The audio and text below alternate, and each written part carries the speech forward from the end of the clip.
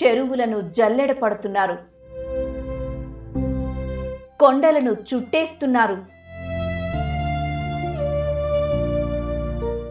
Dog squads తో అంగుళం వదలకుండా వెతుకుతున్నారు.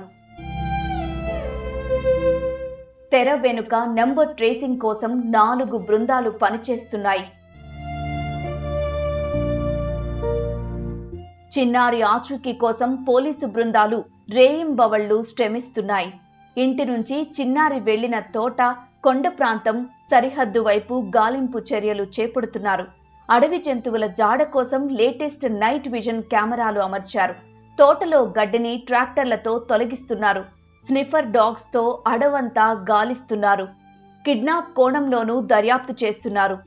ఎన్ని విధాలుగా ప్రయత్నించినా ప్రయోజనం మాత్రం శూన్యం. 12 రోజులు గడుస్తున్నా చిన్నారి ఆచూకీ ఎందుకు దొరకడం లేదు?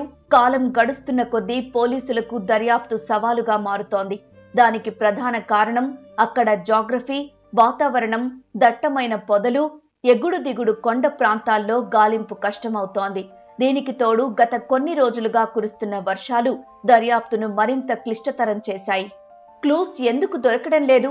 కొండ ప్రాంతం కావడం వల్ల అక్కడ ఎలాంటి సీసీ కెమెరాలు లేవు. చిన్నారి అసలు ఏ దిశగా వెళ్ళింది అని తెలుసుకోవడానికి ఎలాంటి విజువల్ ఆధారం దొరకలేదు. వర్షం పడడం వల్ల గాలిలో నేలపై ఉండే వాసన పూర్తిగా మారిపోయింది. దీనివల్ల స్నిఫర్ డాగ్స్ కూడా ఒక నిర్దిష్ట పరిధి దాటిన తర్వాత క్లూస్ పట్టుకోలేకపోతున్నాయి. పోలీసులు కొత్త ప్రయత్నాలు.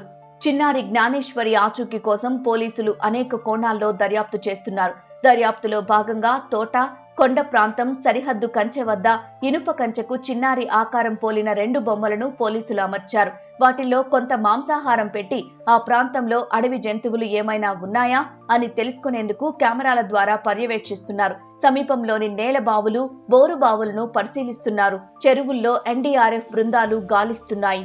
దగ్గర ఉన్న కొండల్లో నక్కలు, కొండ చిలువలు, అడవి కుక్కలు ఏమైనా తీసుకెళ్లాయా? అడవి కుక్కలు, నక్కలు సాధారణంగా గుంపులుగా దాడి చేస్తాయి. ఒకవేళ ఒంటరిగా దొరికిన చిన్నారిని ఇవి దాడి చేసి ఉంటే ఆ ప్రాంతంలో ఖచ్చితంగా డ్రెస్, రక్తపు మరకలు వంటి ఆధారాలు దొరకాలి.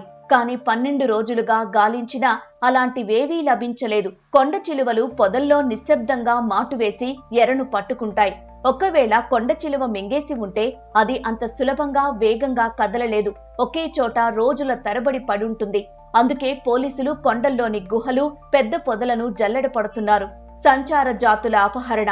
తుని పరిసర ప్రాంతాలు, రోడ్ల పక్కన తాత్కాలిక డేరాలు వేసుకుని ఉండే సంచార జాతుల వారు ఆ సమయంలో అక్కడ తిరిగారా అనే డేటాను పోలీసులు సేకరిస్తున్నారు. కొన్నిసార్లు ఇలాంటి ముఠాలు ఒంటరిగా కనిపించే పిల్లలను ఎత్తుకెళ్లి వేరే రాష్ట్రాలకు తరలించే అవకాశం ఉంది. అందుకే పోలీసులు కేవలం తునిలోనే కాకుండా పక్క జిల్లాల సరిహద్దుల్లోని చెక్పోస్టులు, సీసీటీవీ ఫుటేజీలను, ఆ రోజుల్లో ప్రయాణించిన అనుమానాస్పద వాహనాలను కూడా చెక్ చేస్తున్నాయి. కుటుంబ కలహాలు ఏమైనా? బాలిక కనిపించకుండా పోయిన రోజు కుటుంబ సభ్యుల కదలికలు ఎలా ఉన్నాయి? వారి మాటల్లో ఏమైనా పొంతన లేకుండా ఉందా అనే విషయాలపై పోలీసులు నిఘా పెట్టారు.